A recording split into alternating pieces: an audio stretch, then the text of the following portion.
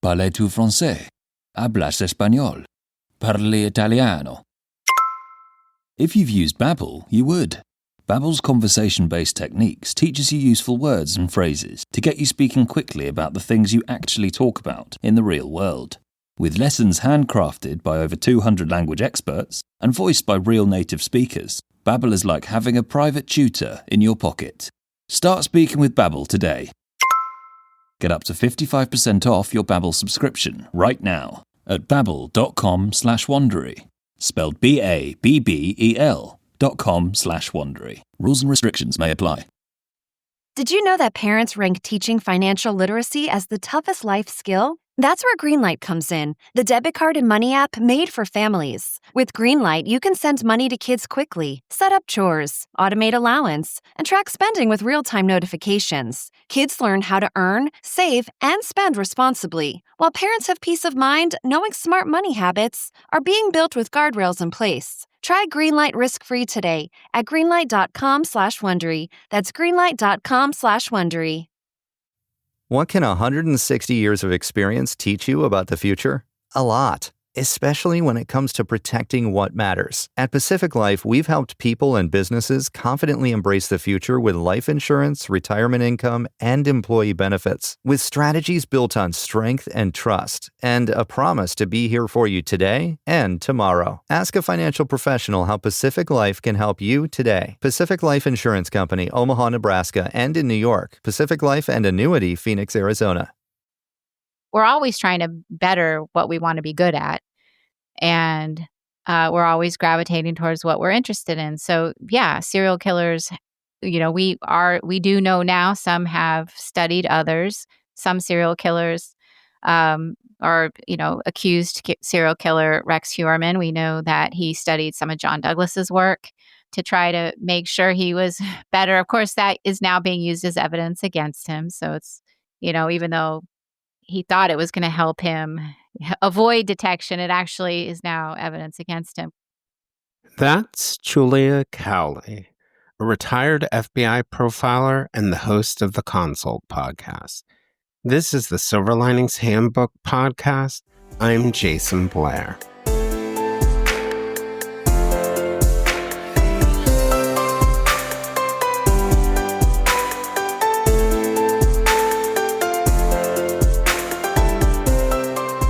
Julia Cowley is a retired FBI agent and criminal profiler. Julia is also the host of The Consult, a podcast where retired FBI profilers analyze cases just as they would have in the FBI's Behavioral Analysis Unit. Julia spent 22 years in the FBI, including positions where she investigated violent crime, civil rights matters, and white-collar crime. Julia makes no bones about the fact that it was true crime that led to her interest in forensic science and law enforcement. Today, as a part of our series of October episodes, Julia and I are going to have our second conversation on Bryan Kohberger and the 2022 University of Idaho murders. Before joining the FBI, Julia was a special agent and forensic scientist with the Tennessee Bureau of Investigation. She has a bachelor's degree in chemistry from the University of Oregon and a master's degree in forensic science from the George Washington University. At the BAU, Julia was the lead profiler on a number of cases we've talked about together, including the East Area Rapist and original Night Stalker cases that were combined into what's now known as the Golden State Killer case. She worked on the case of serial killer Israel Keyes, the murder of Philip DiMartino, and the Wilitka murders, all of which we've touched upon in prior episodes. I encourage you to go back and listen to those. She's also worked on the early stages of the Long Island serial killer case. On November 13, 2022, at an off-campus house at 1122 King Road in Moscow, Idaho, 4 victims, 21-year-old Madison Mogen, 21-year-old Kaylee Goncalves, 20-year-old Xana Kernodle, and 20-year-old Ethan Chapin were stabbed to death in the early morning hours. The attack was brutal, swift, and left little forensic evidence other than a knife sheath found near one of the victims. It would take time to eventually link the case to Bryan Kohberger, a 28-year-old PhD student at the nearby Washington State University. The case stunned the small college town, which I had a chance to visit in 2023. It drew national attention. The police received thousands of tips and scrutinized surveillance footage. We would later find out that a white Hyundai Elantra seen near the crime scene would become a key lead. DNA evidence found on the knife sheath was eventually matched to Kohberger. He was a student in criminology at the nearby university. His cell phone data showed that he had been by the house several times before the murders, and that the same phone went off the grid in between his apartment in Pullman, Washington, and Moscow, and reappeared on a highway south of Moscow hours later. Kohberger was arrested on December 30th of that year at his home in Pennsylvania and was charged with 4 counts of first-degree murder and 1 count of felony burglary. He was indicted in May 2023 and pled guilty to all the charges to avoid the death penalty on July 2nd of this year. He received 4 consecutive life sentences without parole, plus 10 years for the burglary. But for many people, questions remain about his motive, which remains a mystery. His methods, where the murder weapon is, his mental state, and his motivations. Today, we're going to discuss all of that and more.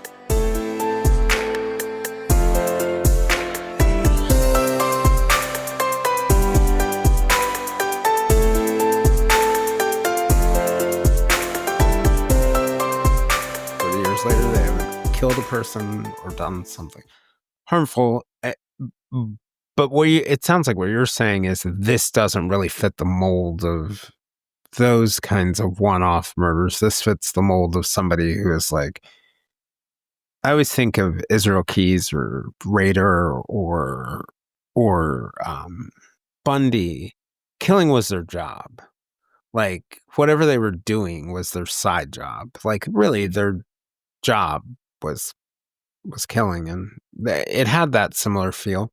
One of the things I wanted to ask you about, this is, there was a rumor, and I went to go try and find evidence that this is not confirmed, that Dr. Ann Burgess, who was a part of creating the behavioral science unit before it became the behavioral analysis, there was this rumor that she had advised the families on their victim impact statements. It's not confirmed at all, but one of the things that really struck me after he entered his plea of guilty, that in the victim impact statements, there are some particularly cutting things that they hit at that were very similar to, I think, what you guys ended up talking about in your in your analysis, on the consult, your analysis. But they called him a loser. They called him, sort of like failed at what he was doing, hollow vessel of a person. There were all these descriptions that I felt were like very pointed and driven to get a reaction out of him. And he may have reacted a couple of times. It's really hard to tell in moments like that. But I just wonder, when you're thinking about his personality and his motivations, and I guess my point there is that they were really hitting on the idea that they thought, at least my interpretation of it, is that he was trying to commit the crime to not be a loser, to not be a hollow human, to not be those things. I was like, what do you think of when you think of his personality and his motivations? Mm-hmm. Well, I agree a lot with what you just said. And, when we look back at his, not upbringing, but his growing up and his, as we talked about, his weight issues, his drug issues, he overcame those, and, he had been made fun of when he was overweight. And now he has overcome those things, and he's still not what he thinks he should be, still not getting the attention, recognition that he feels maybe that he deserves. So committing those crimes is something that made him think he could do that, and he could, use his intelligence to commit those crimes and make him feel like he's accomplished all those things. But then ultimately, here he's caught, and he's caught because he wasn't as smart as he thought he was. So I do think those, I mean, I don't know for sure whether the families were advised, but if they were, those were the right things to say to him, because trying to play on his emotions, if their goal, it depends on what their goal was, if their goal was to talk to the judge about how this has impacted them, then that's one thing. But if they wanted to say something to him that would make him feel bad, Cut or to the quick. right, they said the right things. And I forget your exact question. Yeah, I was asking just about his. Well, before I even go there, another one that stuck out to me, and I think this was about Madison Mogen, and I thought this was just a very deft comment to make. It may have been Kaylee, but I think it was Madison. But one of the victims said that she was exactly the kind of girl that would have been nice to you. And I just thought, like, you're nailing this idea that this guy felt like he didn't belong, and that he wasn't a part of anything, and he had no belonging, and that he stole a person who would have accepted him. And I thought that was particularly cutting too. Yeah. But the question was his personality and his motivations. Like, what do you think of when you think of those things? Yeah. I mean, I think that when you look at his personality and all you can do is assess it the way that we did. And I think whoever advised the families, if the families were advised, whether they were not, I think what they said to him was exactly what I would have said if they were trying to accomplish getting to him or making him feel bad in the way that he can only feel bad. He's not going to feel like the rest of us. So, when you look back at some of his history of, being difficult to female professors and other female students and grad students, and the way he treated them, that the arrogance, smarter, talking over them. I'm smarter than you. I'm better than you. All of this goes straight to what his personality really was, and it's, to me, tells he still doesn't feel accepted, and this is how he's controlling and trying to feel powerful and all-knowing. And so all of that suggests that, again, what these crimes, they fit his personality pretty well. And I think the victim impact statements were the absolute right thing to say to him if they wanted to make him feel any sort of guilt. Guilt or not remorse. Guilt's the wrong word, but to put him in his place, I guess. I mean, to put him in his place, to get an emotional reaction, even to get something, I think it was the right thing to say, because I think if they, and the victim impact statements, I know they're supposed to be for sentencing, but they're also for the victims, I think, and for the victims' families. And they need to do what they think is right. They need to, and if that's what they wanted to do, I think they accomplished that. Now, if somebody just preferred to talk about, the victims themselves and try to make him feel guilty, I don't think that would have worked. Been effective. Yeah, it might have been cathartic for them and healing for them, but it would not have mattered. It would not have made him feel bad. So if they wanted to make him feel bad and put him in his place, some of the comments that were made, I thought were perfect for that, based on his personality. And so what do you think for someone like him, we were talking about like being connected to this case and being able to relate to these people and having empathy for them and for their families. For someone like him, this idea that you took someone's life, is that just white noise? Like, you ate the last potato chip? Like, is it just... Yeah,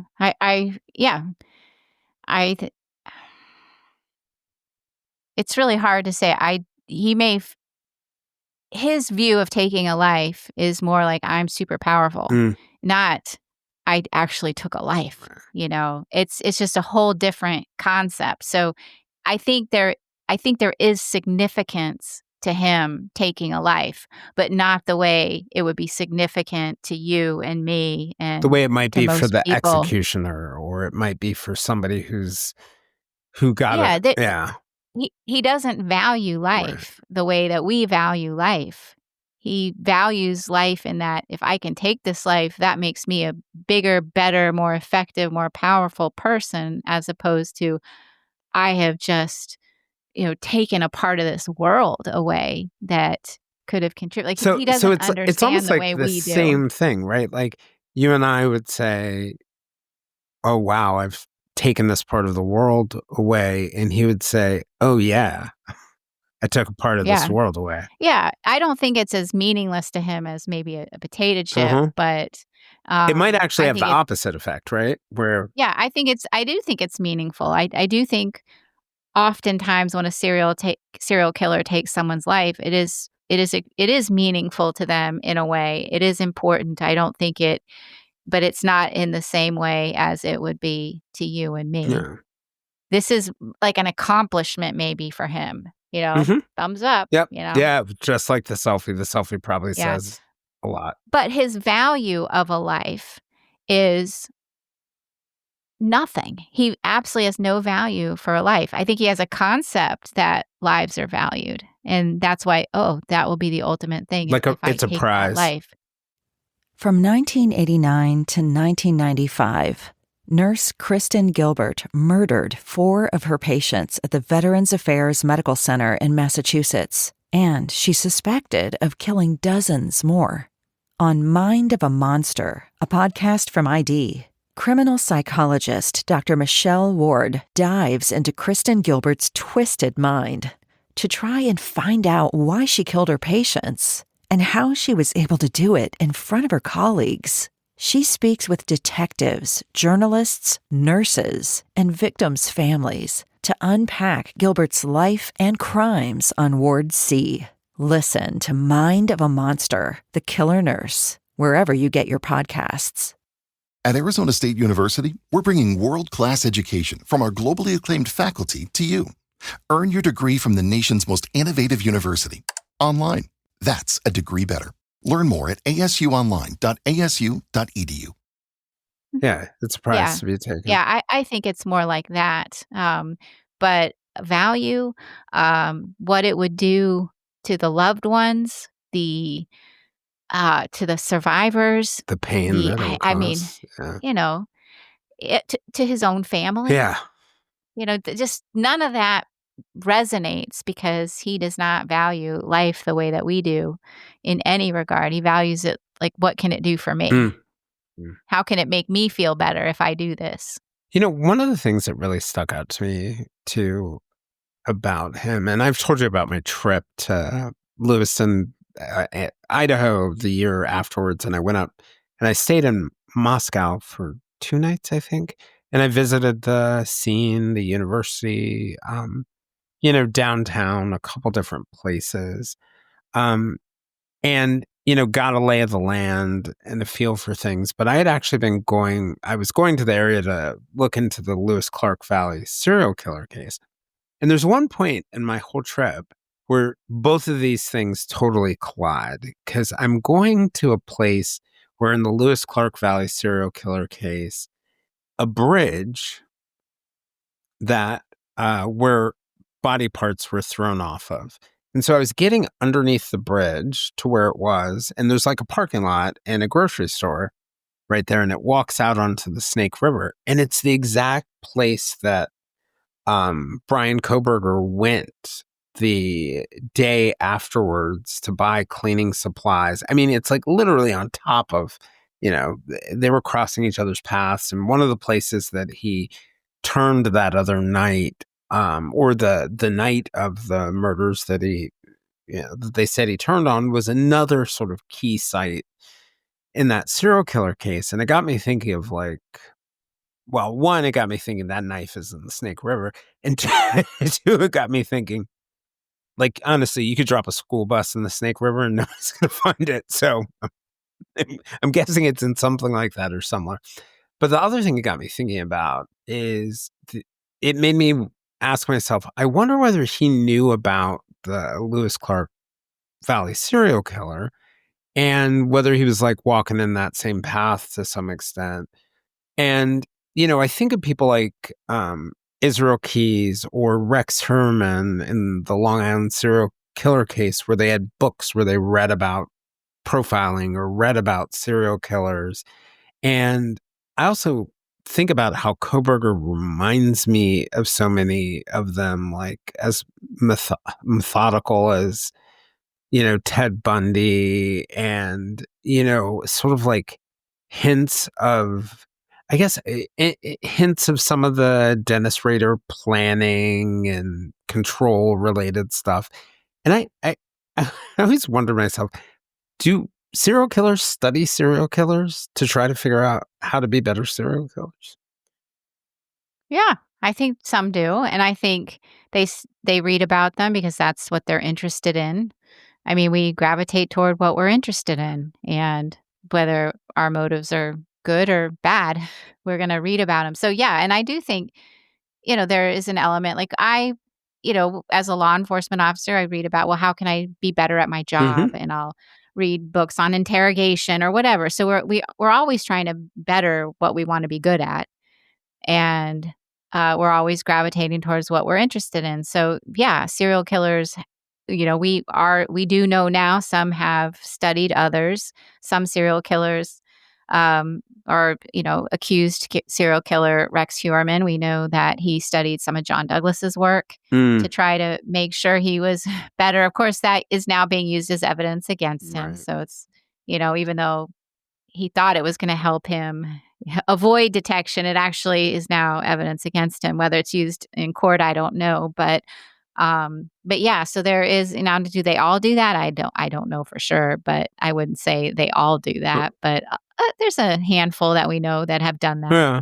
I also wonder, like, another piece of it too, for someone like Bryan Kohberger or some of the others, do they pick up the book on the serial killer? And we're talking about how abnormal the serial killer is, and they're reading it and they're going, wow, that's me. Or like, I don't find that abnormal. I think it's a mix of all of these things. Yeah. Yeah. I think it's based on the individual. Some may be like, oh, wow, I've got these deep, dark thoughts that are just very disturbing, and I'm kind of like this. Or some, I think they know that they're probably similar, or maybe, no, that's not exactly me, or whatever, But I think there's sometimes some self-awareness. Yeah, because I remember Keyes talking about how, was it Rader he was talking about, where he was saying, he was talking about some serial killer where he'd learned from them on X, Y, or Z, but they were an idiot because they did X, Y, or Z, where he was sort of like doing a critique as if he was somehow going to improve upon, I guess. Yeah. I mean, it's like, looking at, if you review investigations or cases, you're like, okay, here's where they messed up. Let's not make that mistake. I mean, we all do that because we all want to better. So yeah, that wouldn't surprise me. But I think it's also, you have to look at the individual as well. And it's like, are they meticulous? Do they really care? Do they not care? Do they even read? You have different, all serial killers are different. And so you may have ones that are going to be very studious. They're going to study up on things, and they're going to read about other serial killers and try not to make the same mistakes. You have others that are out there killing. They could care less. Right. They don't know about any of it. They just don't care. And they're not academic, and maybe they don't even know how to read. I mean, so they don't care. They leave evidence. There's all different types. It really depends on the person's personality. This may be a controversial statement, but do you think it's crazy for me that I find Bryan Kohberger absolutely boring? Like, as a person, I don't find it particularly controversial. I don't think that would be controversial. Yeah. No, I can see why. Yeah. He's really not extraordinary in any way. He just feels very empty. Yeah, I think he is pretty empty. And I think we find him, people find extraordinary is he always studied it. He was a PhD. So, and that's what makes him, I guess, more interesting as an offender. Now, of course, the case itself drove so much attention because, 4 victims and, in the prime of their lives and very, just they drew a lot of attention just because of who they were too. But then you find out he's a PhD, and I think that got a lot of, it drew a lot of interest and attention, mystique around him. When really, I agree with you. He's just kind of, like I said, we've got a couple more episodes on him, and it's like I'm kind of done with him now. Right. It's good to learn about. I think it's good to talk about him and learn about him because it does help us understand other crimes a little bit more. Every little bit, you just learn a little bit more. And at least in the work that we do, it is helpful. And maybe that'll help. It may not prevent a killing, but it may help identify somebody sooner. It may understand motives a little better. Yeah, clear something. So if you were, in this example, I don't know what's next for him or what he's going to do other than sit in prison. But, one of the things I heard Dr. Burgess talking about how, they had reached out to Ed Kemper, who had been working with the journalist, to the serial killer Ed Kemper, to get advice on. Is that true? Did they really? Yeah. I heard it out of her own mouth. And he didn't have anything particularly helpful to offer.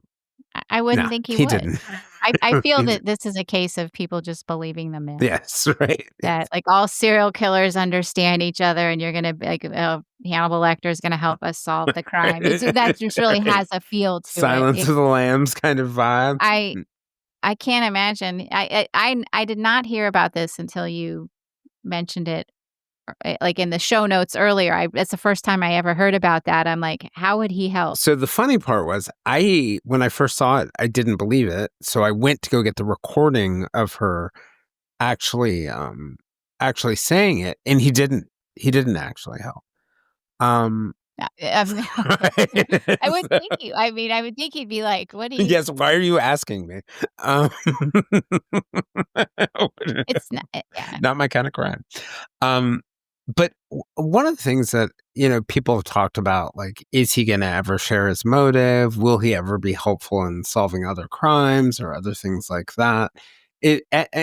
As somebody who's worked in the BAU, is he the type of person you guys would have interest in post-defense? Yeah. Okay. Oh, yeah. I would be interested in finding out more specifics. I mean, I'm comfortable with the motive. Now, whether he actually is honest about the motive, that I would question. You have to be really careful with interviewing people like this because they a lot of times don't have insight into their own motivations. Like, I think, in fact, it's funny you mentioned Dr. Burgess because I have an interview on the show coming up with her, but I interviewed her about her book. And in her book, she talked about how offenders would write to her asking her to explain to them why they do what they do. Why did I do this? Because they don't really know. Right. I thought that was so telling. I mean, like, that's awesome. It's a great example of how they really don't quite understand. They don't really have a true understanding of why they do. Some do. Some, I think, do have a good understanding, but a lot of them don't have a lot of insight into their own motivations. But well, then the other thing too, to throw on top of that, a lot of them don't have great self-awareness, like you're talking about, which is part of the reason why a lot of people commit crimes. But then they also have a desire for control. I imagine that complicates interviewing them because even if they do have insight, they don't get to control much in prison. But they can try to control their conversations or perceptions of them. Yeah. Yeah. You have to take it with a grain of salt with what they say. You're never going to get the entire truth. And, again, it is really based on the offender. Some will never talk. they'll never share because they're not interested in sharing. And maybe there is shame involved for whatever reason. Then you have ones that will talk, but they're just going to tell you a bunch of stories. It's just not true. Some might give you a little bit, but I don't think you're ever going to get the entire story out of someone. Is he someone that BAU would want to talk to? I would think so. And, perhaps approaching him under this guise of academia and having him help them with research, perhaps maybe that would be a way to entice him to talk if he were wanting to talk, kind of playing up to that arrogance the interest and that he the had. interest And in research. And yeah, the problem is somebody like him may think he already knows everything. So why would I help you? That's not going to help, but if you were to maybe say this is a joint effort in trying to better understand offenders such as yourself, and you could really help us with this, making him feel he's part of it or something like that. But yeah, I think it would be interesting to get those details that we don't have at this point. yeah. What are those for you? Things like the murder weapon, victim selection, like what sticks out to you that you would want to know? So, like I said, I'm pretty set with motivation, and I feel pretty good about that. I guess specifically, I would want to know those details. How did he choose his victim? How did he, and which one specifically, if there was a specific victim? And I mean, it seems like there might have been, but we just can't say with certainty. What was his intent going in? Did he, obviously things didn't go right, but did he intend to go in and go to each room and kill every victim? That's what I would want to know. What else would I want to know? Obviously investigative answers. Where's the weapon? Just things like that. And I definitely want to know his background and when did he first start having violent fantasies, and what other crimes did he commit? Did he actually have a history of burglary? I suspect he did, either peeping or something. Like, I would want to know leading up to that. I think there were some reports, and I don't know how true any of this is, but that there were some reports of, I think it was one of his colleagues that he had a friendly relationship with, and some other people, some creepy behavior around houses or in their offices at school, like popping up. Just lots of surprise stuff. Surprise. And I could see why it would make sense to sort of like flesh out some of those answers about his history. One of which, for me, I don't know about you, is when he decided to kill. Because I think people tend to think, oh, he came to to Washington State University, which put him in the orbit of the University of Idaho. He found his victim and decided to kill. I think probably by the time he buys the knife in Pennsylvania before he even moves, he's probably thinking about killing already. And I would love to know at what point. And probably long before. Yeah, right. Yeah, right. That's the decision point. Yeah. And these are questions I would want to know specifically to him, but do I, feel like, oh, we don't know? No, but I think he probably had these fantasies long before, but when did they fully take hold, fully develop? But I agree with you. He bought the knife. I think he had a plan, at least to some extent, before, and this is also part of a fantasy. This is all leading up to that. I don't think people realize that maybe even buying that knife and, back in, was it March? That was exciting for him. Like, I am going to buy this. I don't know, you can't say for certain, but maybe he's thinking, at least I'll have this with me and this option. If I find the right victim, I can do this. Or it could be like, this is the murder weapon I'm going to use when I'm going to kill somebody. So those are kind of like the fine tuning. Okay, what were you thinking right now when you bought this? At that moment you hit buy. We were already right. Yeah. Now I just don't know.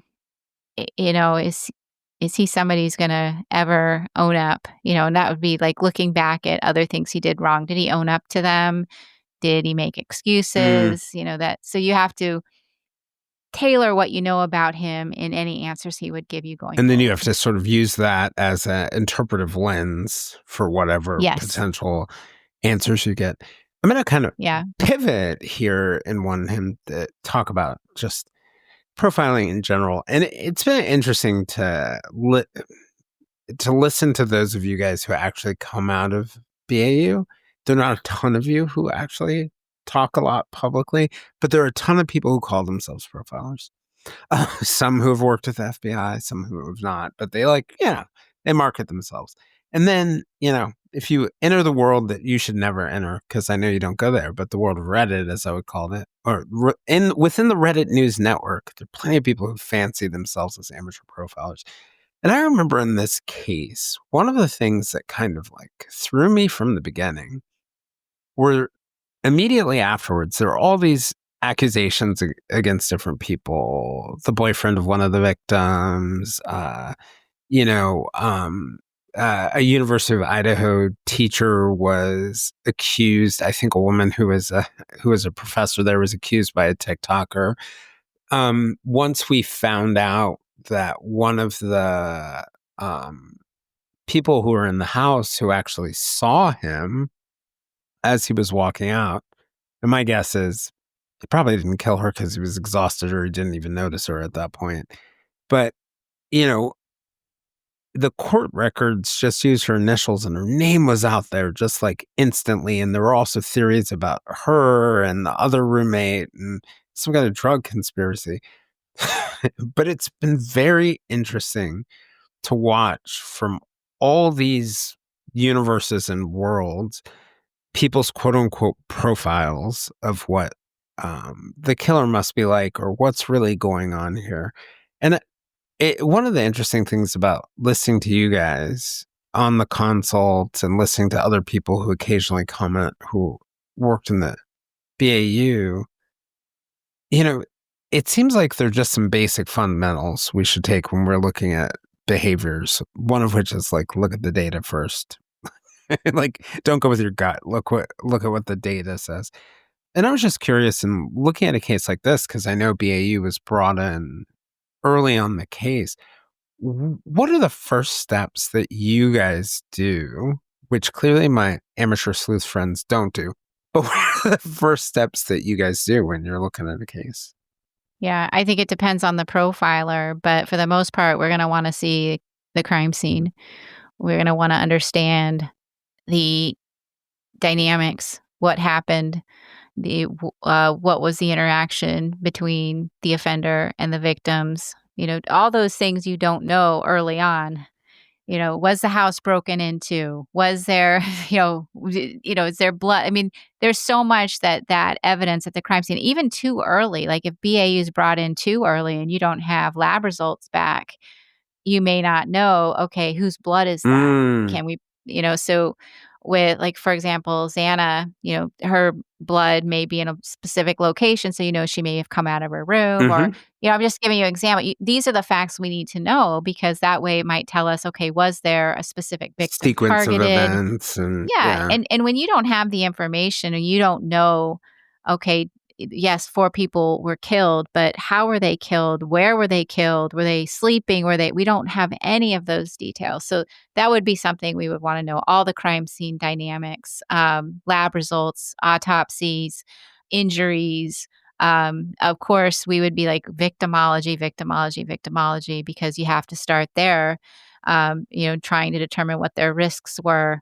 Were they targeted? Were they random? All of those things would be really important. And none of which any of us have on the outside, at all. I was going to just close by asking you whether, and I think you already answered this question. There are probably some things that we can learn from this case. And, I started off with, and I think you just nailed it perfectly with the whole home invasion thing for me. But I think there's a lot of empathy, but I think a lot of what drives people to cases that get a lot of attention is they are frightening to them and they don't want to be victims of something like that. And I'm just wondering if there are lessons that like we as people can learn from this case. I don't want to believe that crime is inevitable. It's going to happen. Murder is going to happen. And maybe for law enforcement are the lessons that they can also learn from a case like this. Yeah, I think there has to be, right? There has to be some kind of lesson. I don't know if I know what that is yet. I don't, sometimes I feel like I may not even know, and maybe I won't even know when I meet my maker. I don't know. Right. But there are just some things. What is the lesson here? What am I supposed to be learning? I mean, academically, I guess I could say, well, we learn a little bit more about serial offenders, but really, that's that's the lesson we're supposed to learn. Learn about safety. I don't know. Learn how to do investigations better. I really don't know. Are any of those lessons even worth what happened? No, Right. Not at all. I think maybe I'm trying to answer this question a little philosophically, but I was like, what is the lesson? I don't know. But could we learn lessons?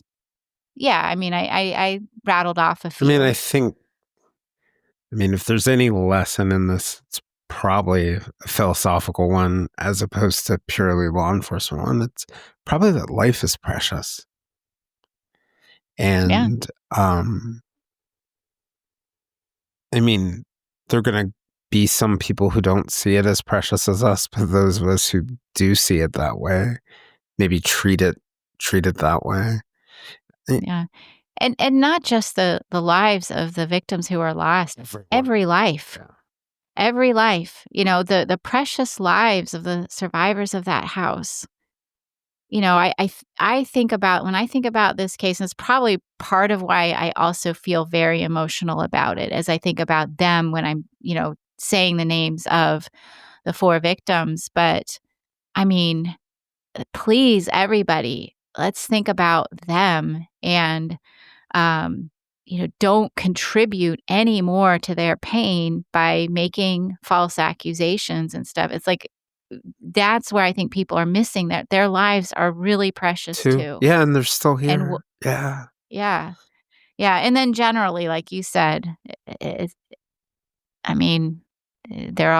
all precious. Yeah, and you think about a crime like this, and you think of the harm, right? The victims, their families, the survivors, but also, and it may not have been you or me, but like the journalists, the law enforcement people, the medical examiners, all these people who had to see things that no one should ever have to see. Yeah. The community. Yeah. It's so far reaching.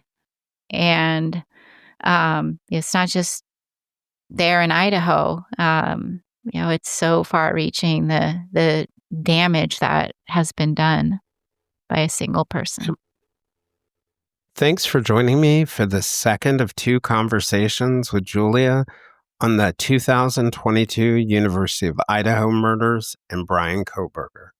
If you'd like to join us for more discussions with me and other listeners, we can be found on most social media platforms, including a listener-run Facebook group called the Silver Linings Fireside Chat. For deeper conversations with our guests and live conversations with other listeners, you can also join us on our Patreon at www.patreon.com/The Silver Linings Handbook. I'm Jason Blair, and this is the Silver Linings Handbook podcast. We'll see you guys all again soon.